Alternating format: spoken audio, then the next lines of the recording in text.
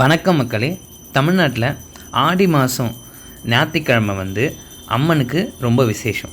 எங்கள் வீட்டில் ஆடி மாதம் முதல் ஞாயிற்றுக்கிழமை தான் அம்மனுக்கு இந்த மாதிரி சாப்பாடெலாம் வச்சு கும்பிடுவோம். இங்கே பார்த்தீங்கன்னா 2 தேங்காய் அப்புறம் 2 செட்டு வாழைப்பழம் இருக்கும்.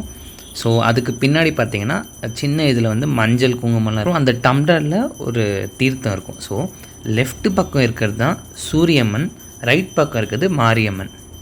நாங்கள் அம்மனுக்கு படைக்கிறது எல்லாமே சைவ வகைகள் தான்.